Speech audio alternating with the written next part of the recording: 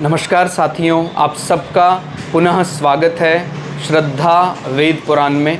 तो आज हम लोग डिस्कस करने वाले हैं श्रीमद् भगवद गीता अध्याय 8 श्लोक 7। इससे पहले हम लोगों ने अध्याय 1 से 7 तक सभी श्लोक अर्थ सरल हिंदी भाषा में दोनों ही चैनल श्रद्धा एस्ट्रो ज्योतिष, श्रद्धा वेद पुराण में अपलोड कर दिए हैं। आप में से कोई भी व्यक्ति भगवद गीता को सरल हिंदी भाषा में समझना चाहता है, आप हमारे चैनल में आएँ, जहां आपको 700 के 700 श्लोक अर्थ सरल हिंदी भाषा में मिल जाएंगे। आप प्लेलिस्ट सेक्शन में जाएं, जहां आपको सभी श्लोक अलग अलग हिंदी अर्थ में मिल जाएंगे। तो आज का श्लोक शुरू करते हैं। भगवान श्री कृष्ण अर्जुन को समझाते हुए कहते हैं, इसलिए हे अर्जुन, तू सब समय में निरंतर मेरा स्मरण कर और युद्ध भी कर। इस प्रकार मुझ में अर्पण किए हुए मन बुद्धि से युक्त होकर तू निस्संदेह मुझको ही प्राप्त होगा। तो यहाँ कहने को कुछ वाक्य गीता के बड़े सरल लगते हैं, लेकिन बहुत गूढ़ अर्थ छिपा होता है। और 8वां अध्याय हमने लास्ट श्लोक अर्थ में भी जाना था, किन लोगों को पढ़ना चाहिए, उनको अंत समय पर जिसको ये समझ में नहीं आता है किस प्रकार भगवान का स्मरण करें, भगवान का ध्यान करें, उनको 8वां अध्याय विशेष रूप से कहा जाता है पढ़ने के लिए। तो यहाँ पर भगवान अभी क्या बोल रहे हैं कि कैसे मेरा स्मरण हमेशा चलता रहे, क्या तू ऐसा कर। और एक प्रकार से अर्जुन के रूप में हमें ही मैसेज है। भगवद गीता को समझने का सबसे बढ़िया तरीका यही हमने डिस्कस किया था कि अर्जुन की जगह आप अपने आप को देखेंगे तो आपको सीधा समझ में आएगा। ठीक है, हे अर्जुन, तू सब समय में यानी हर समय मेरा स्मरण कर, युद्ध में भी कर। विशेष रूप से बात जोर देकर कही गई है कि अब युद्ध का अर्थ यहां पर आप ऐसा भी लगा सकते हैं कि भाई आपका जो कर्म है, भाई कोई युद्ध के लिए युद्ध क्षेत्र में है, कोई पूजन के कार्य में लगा हुआ है, कोई सेवा के कार्य में लगा हुआ है, कोई व्यापार के कार्य में लगा हुआ है। तो व्यापार करते करते त्याग नहीं करना है, तू युद्ध भी कर। माने तू अपना कर्म जो सांसारिक है, अब ये तो नहीं हाथ में हाथ रख के बैठा रहेगा। जब आपको जीवन मिला है धर्म का पालन करते हुए, अर्थ संग्रह, कामना पूर्ति करते हुए मोक्ष को लेना है। ठीक हो गया। तो यहां तू युद्ध भी कर और निरंतर मेरा ध्यान करता रहे।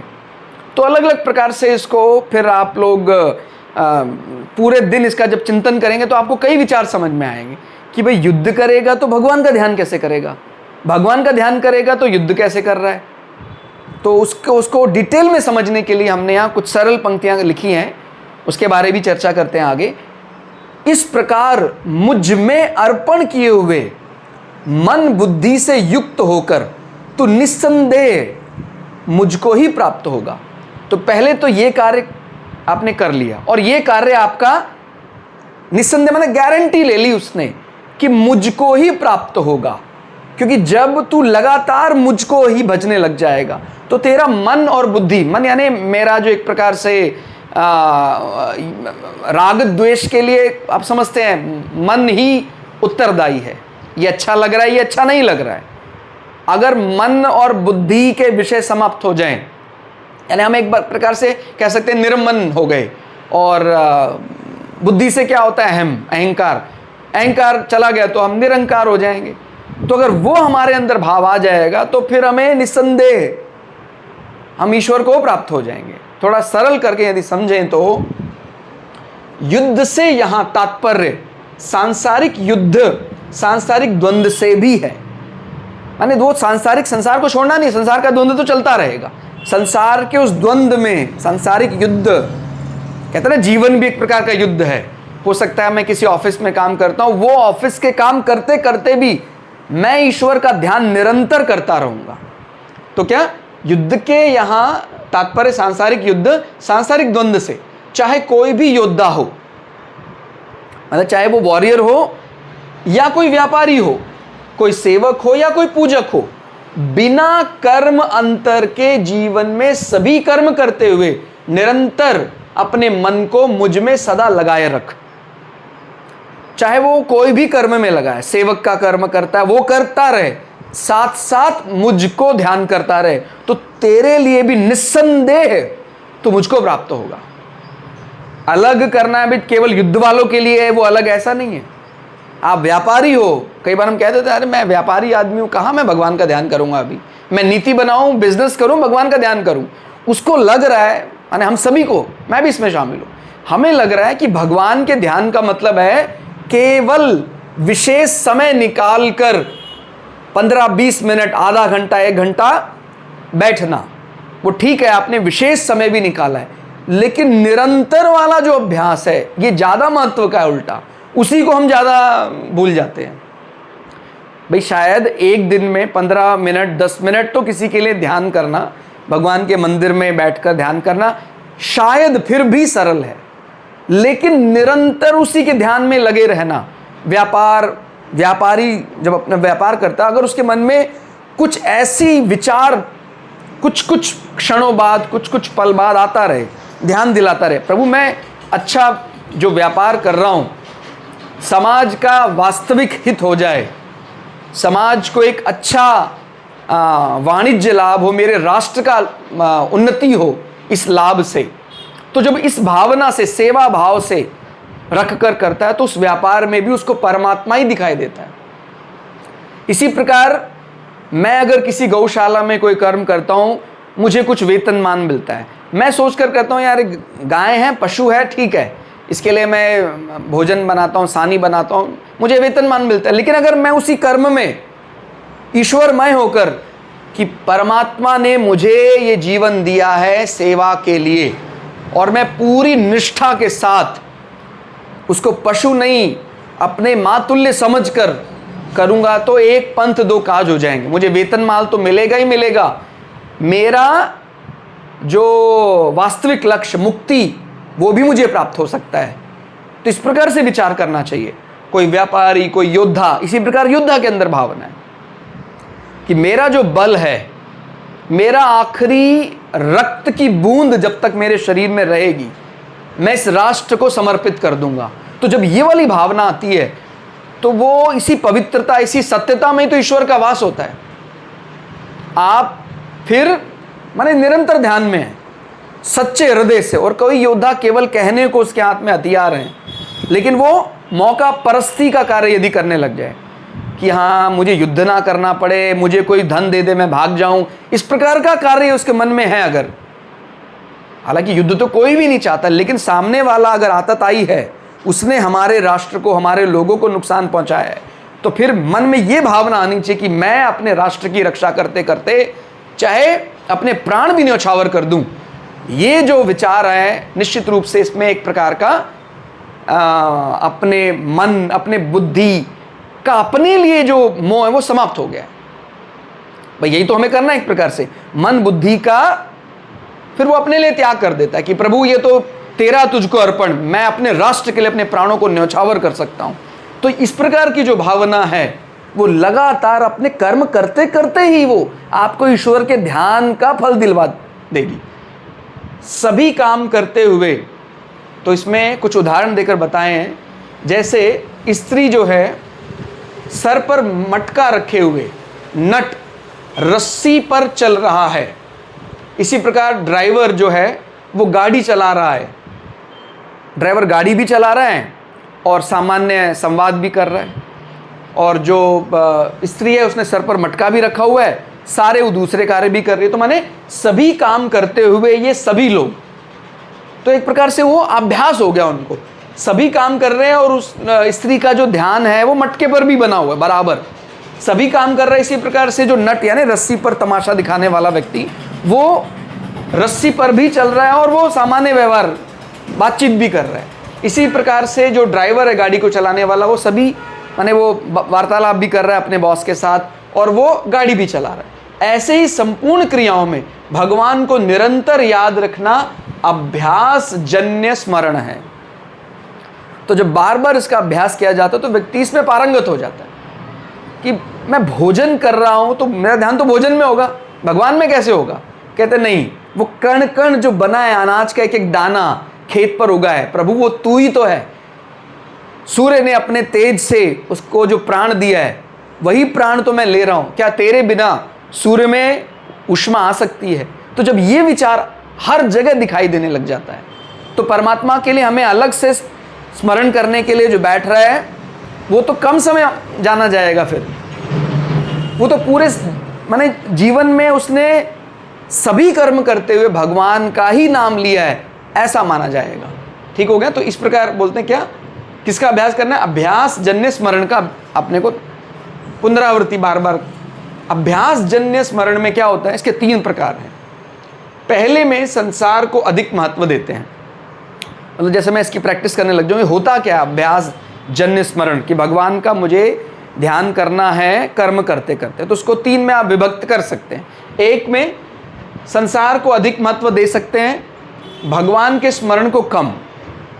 तो ये भी एक माने कह सकते हैं कि लोअर लेवल का एक स्मरण है। पुण्य तो उसका भी मिलता है, लेकिन कम माना जाएगा कि भाई मैं कुछ भी काम कर रहा हूँ, बीच बीच में मैं मेरे मन में लेकिन ये रहता है कि अगर त्रुटि होती है तो भगवान के स्मरण में हो जाए, क्योंकि मैं अभी सांसारिक कर्म में हूँ, यहाँ त्रुटि नहीं होनी चाहिए संसार के कर्म में।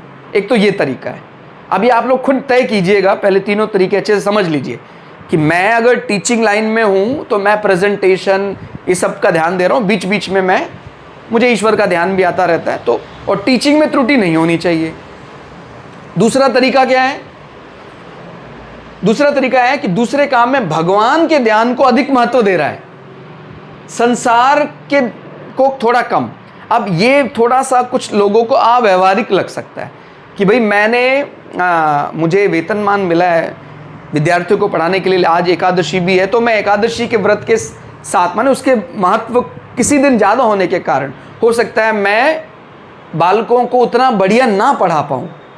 ये कई बार ऐसा लगता है विरोधाभास है, लेकिन आप ये भी समझिए ध्यान से, जब व्यक्ति का हृदय एकदम निर्मल है तो व्यक्ति का किसी दिन का ईश्वर के कारण होने वाली कुछ संसार को यदि कमी है तो संसार उसका कोई प्रतिकार अधिक नहीं करता है। लेकिन ये जो शुद्ध विचार है उसकी गारंटी वारंटी तो अपने को लेनी ही पड़ेगी। और तीसरा विचार जरा पढ़िए आप, ये आपको मुझे लगता है सचमुच बहुत ही पसंद आएगा। आपको पहला विचार क्या समझ में आया कि संसार को महत्व थोड़ा अधिक देना है, साथ साथ भगवान का नाम भी लेना है। भगवान के नाम लेने में थोड़ी त्रुटि हो सकती है, संसार के काम में नहीं होनी चाहिए, ऐसा पहला विचार ध्यान करने के लिए। दूसरा विचार क्या है? भगवान का ही नाम लेना सर्वश्रेष्ठ है। गलती हो भी गई तो भगवान देख लेगा अपने आप, योगक्षेमम महाम्यम, वही ध्यान रखेगा। तो फिर हम भगवान के नाम स्मरण को ज़्यादा महत्व देते हैं, संसार के कर्म को थोड़ा कम। लेकिन जैसे मैंने बताया कि कई बार लोक व्यवहार में, लोक दृष्टि में ये अव्यवहारिक लग सकता है। तीसरा जो है इसको समझिए, तीसरे में संसार कर्म भगवान का ध्यान एक ही मानने लग जाते हैं। कितनी बड़ी बात है। मतलब मैं टीचिंग लाइन में हूं तो मैं जो बच्चों को पढ़ा रहा हूं वो बच्चे किसका स्वरूप हैं? परमात्मा का स्वरूप। तो मैं अलग जा जाकर भगवान का नाम ले रहा हूं ऐसा नहीं है। प्रारब्ध से जो मुझे कर्म मिला है पूरी शुद्धता शुचिता के साथ मैं उन पे वो लगा रहा हूं। मैं अपने स्वाभाविक कर्म को, संसार में जो मुझे कर्म मिला है उसमें ईश्वर को देख रहा हूं। अब कुछ व्यक्ति इसमें कह सकते हैं कि सर प्रारब्ध से हो सकता है मुझे कुछ ऐसा कर्म मिला हो जो धर्म की दृष्टि से ज़्यादा अच्छा नहीं माना जाता है। भाई अब मान लीजिए मैं हथियार चलाना, राष्ट्र के लिए लोगों को मारना, ऐसा कुछ कार्य मिला है तो भी आप उसके अंदर ईश्वरीय भावना रख सकते हैं। प्रभु प्रारब्ध से मुझे यहाँ रखा गया है, मैं पूरी शुचिता शुद्धता के साथ कार्य करने का प्रयास करूंगा। सामने वाला जो व्यक्ति अगर मेरे राष्ट्र समूह को नुकसान पहुंचाता है तो तेरी ही आज्ञा से उसके प्राण ले लूंगा, लेकिन उसके अंदर तू है, इस बात को भी मैं डिनाई नहीं कर सकता। वो तो अल्टीमेट ट्रुथ है भाई। जैसे हम बोलते हैं ना कि भाई इसको मारा इसको बचाया, तो क्या हम उसके लिए बायस्ड है? नहीं। शास्त्र ने कहा है ऐसा कि जो धर्म में मानता है उसकी रक्षा करनी है, जो धर्म में नहीं मानता है वो मेरा स्वरूप भी क्यों ना हो उससे दूरी बनानी है, उससे प्रतिशोध लेना है। तो ये आपको इस प्रकार से समझ में आना चाहिए, क्योंकि है तो अखिल ब्रह्मांड में उसके अलावा कुछ है ही नहीं। तो ये जो तीसरा तरीका है कि तीसरे में संसार कर्म और भगवान का ध्यान एक ही मानने लग जाते हो, कितना बढ़िया विचार है। तो इसके लिए आपको बार बार अलग ध्यान करने की जरूरत नहीं है, आपने मान ही लिया है प्रभु तू ही है बस। मेरी जो ड्यूटी चल रही है, मैं बैंकिंग में कैश काउंटर में बैठता हूँ, यही मानकर बैठता हूँ भगवान तेरे लिए काम शुरू हो गया है। आप यकीन माने जब आप इस विचार से करेंगे तो आपसे कभी गलती भी नहीं होगी। जिसको क्या बोलते हैं कि भाई बहुत ज़्यादा आजकल भ्रष्टाचार विद्यमान हो गया। तो जब हम कर्म को ईश्वर की सेवा मानकर करने लग जाएंगे, भगवान की पूजा और कर्म को मिला देंगे, आपको लगता है पूजा में इस प्रकार का भ्रष्टाचार इन्वॉल्व हो सकता है? नहीं, कदापि नहीं। तो मुझे लगता है तीसरा जो विचार है सबसे श्रेष्ठ है। इसमें एक धारणा यह भी है, यह है कि संसार का नहीं ईश्वर का ध्यान कर, कि मतलब वो अलग है, वो अलग है।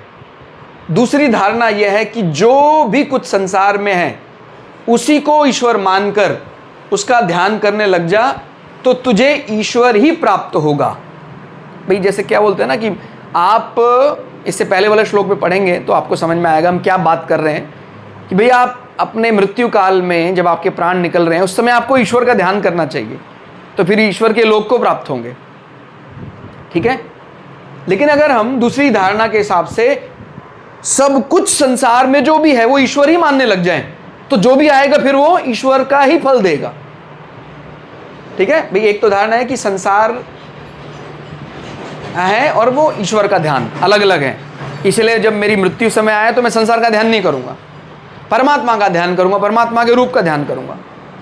दूसरा विचार क्या है, मैं पूरी निष्ठा से ये बात को स्वीकार कर लेता हूं, मान लेता हूं, जरा भी संशय नहीं रखता हूं, जो कुछ है मैं केवल परमात्मा के अलग अलग अवतारों को ही ईश्वर के साथ मिलाकर नहीं देख रहा हूं, मैं हर जीव को ईश्वर के नाम, ईश्वर के साथ मिलाकर देख पा रहा हूं। तो फिर मृत्यु समय पर सामान्य संसार, क्योंकि आपने उनको ईश्वर ही मानना शुरू कर दिया है, तो आपको संसार का ध्यान होने पर भी ईश्वर की ही प्राप्ति हो जाएगी। लेकिन ये अंतर स्पष्ट होना चाहिए। कहने को आप संसार के ध्यान में लगे हैं, मोह माया द्वंद्व इसमें फंसे हुए हैं, और उसका माने अंतर तो ऐसे ही समझ में आता है कि अगर राग द्वेष है संसार के किसी विषय का विचार करते समय, तो उसका मतलब आप गलत ट्रैक पर हैं। और संसार के किसी भी जीव, वस्तु, स्थान का ध्यान करते समय राग द्वेष खत्म है ही नहीं। राग द्वेष किसी भी वस्तु, स्थान, जीव के लिए राग द्वेष नहीं है, तो आप सही ट्रैक पर हैं, आप सही मार्ग पर हैं। तो फिर आप ईश्वर और संसार को मिलाने के बहुत करीब आ गए। फिर क्या है, मन बुद्धि, जैसे यहां लिखा है मन बुद्धि युक्त होकर तू निस्संदेह मुझको ही प्राप्त होगा। क्योंकि ये शरारत यही करते हैं, मन अच्छा है बुरा है, राग द्वेष ये पैदा करता है मन, और फिर मैं, अहम, अहंकार, बुद्धि पैदा करती है।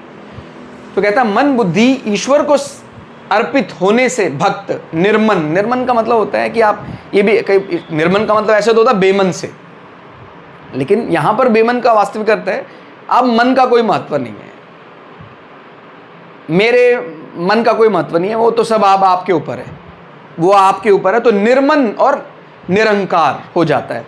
तो जब मन और बुद्धि ईश्वर को समर्पित हो जाएगी तो व्यक्ति कैसा होना चाहिए, फिर ये मुझे अच्छा लगता है, ये नहीं अच्छा लगता तो ये मत दीजिए, ये दीजिए, अगर ये विचार आ रहा है तो फिर अभी वो निर्मन नहीं हुआ है। और निरहंकार, कल आपने मुझे बहुत सम्मान दिया था, आज आप उतना सम्मान नहीं दे रहे, तो मतलब अभी अहंकार, बुद्धि शरारत कर रही है। तो हमें वो दोनों परिस्थितियों से निकलना है, माने निर्मन और निरहंकार हो जाता है। स्वतः अर्पित होने से मन बुद्धि आदि सर्वस्व अपने आप अर्पित हो जाता है। मतलब जो ये पहली वाला आप कार्य करेंगे, निरंतर मेरा स्मरण चलता रहेगा, तो अपने आप ही मन और बुद्धि ईश्वर को समर्पित हो जाएंगे। और जब समर्पित हो गए, मन और बुद्धि को आपने उसके एग्जिस्टेंस को ख़त्म कर दिया, तो फिर तो ईश्वर ईश्वर रह गया। फिर सर्वस्व भगवान के समर्पित होने से, सर्वस्व मतलब सब कुछ समर्पित कर दिया, तो अब कुछ रहा क्या? मेरा क्या रहा? प्रत्युत केवल भगवान रह गया। अगर मैं जिसको अपना मानता हूँ, सर्वस्व, मन बुद्धि शरीर सब कुछ तो मैंने समर्पित कर दिया, आप पर लगा दिया, तो वो सर्वस्व मेरा कुछ नहीं रहा, सब ईश्वर हो गया, मैं भी ईश्वर हो गया, सब ईश्वरी हो गया। तो बहुत ही सुंदर विचार, बहुत ही सुंदर ज्ञान 8वें अध्याय में यहाँ हमें मिला। और इसी प्रकार से आपको नया नया विचार अलग अलग श्लोक अर्थ पढ़ेंगे तो मिलता रहेगा। ये बात कोई भी कह सकता है कि भगवत गीता पूरी पढ़ लेना एक साथ, वो आनंद आपको जो एक एक श्लोक पढ़ने पर एक नया विचार मिलता है, नहीं आ पाएगा। क्योंकि कई ऐसे दर्शन शास्त्र के बहुत बड़े बड़े विद्वान हैं जिन्होंने भगवत गीता को कई बार, मतलब 8-10 बार नहीं, कईयों बार, सैकड़ों बार पढ़ दिया, और हर बार उनको एक नया विचार मिलता है। तो वही कुछ करने का प्रयास हम लोग यहाँ कर रहे हैं कि भाई बजाय कि पूरा अध्याय एक साथ पढ़ने के, बजाय कि पूरी भगवत गीता एक साथ पढ़ने के, बजाय कि 10-10, 15-15 श्लोक एक साथ पढ़ने के, हम क्यों ना एक एक श्लोक को पूरा पूरा दिन दें, पूरा पूरा दिन उस पर रिसर्च करें, पूरा पूरा दिन उस पर विचार करें। तो वो विचार हमारे अंतर्मन में पूरी तरह बैठ जाएगा। जैसे अभी हमने कैटेगरी करके बताई, तो जब आप इसका चिंतन करेंगे 2-3 बार कि भगवान का स्मरण कैसे करें, वो जो अभ्यास करने का ये भी संसार को मानने या किसको महत्व, ईश्वर को महत्व ज़्यादा दें या संसार को ईश्वर मान लें, इस प्रकार के विचार आपको ऐसे समझ में नहीं आ सकते हैं। अगर आप पूरी भगवत गीता एक दिन में पढ़ लें या पूरा अध्याय एक दिन में पढ़ें, तो आपको ये जो सूक्ष्म विचार अंतर एक एक श्लोक में समाहित हैं, वो आपकी पकड़ में नहीं आएंगे। लेकिन जब आप एक एक श्लोक को, क्या बोल रहे हैं आप, इसको सर्जिकली ओपन करते हैं, तो उसको माइक्रोस्कोप में देखते हैं, तो वो जो चीज़ दिखाई देती है वो सामान्यता नहीं दिखाई देती है। इसलिए यही सही तरीका है कि अगर 700 श्लोक हम पढ़ रहे हैं और एक एक श्लोक को एक दिन मनन करते हैं, तो इस हिसाब से लगभग 2 साल में हम भगवत गीता को जब पूरा पढ़ लेंगे, तो मुझे लगता है काफ़ी हद तक हमारे जो संसार के जो प्रश्न हैं, क्या करें क्या ना करें, किसके साथ क्या व्यवहार करें, उस सब प्रश्नों का उत्तर अपने को मिल जाएगा। तो आज के लिए फ़िलहाल इतना ही। श्लोक अर्थ आपको कैसा लगा कमेंट करके ज़रूर बताइएगा। मिलते हैं अगले श्लोक अर्थ के साथ, तब तक के लिए जय श्री भगु पराशरा, जय श्री शुक्राचार्य, नमस्कार।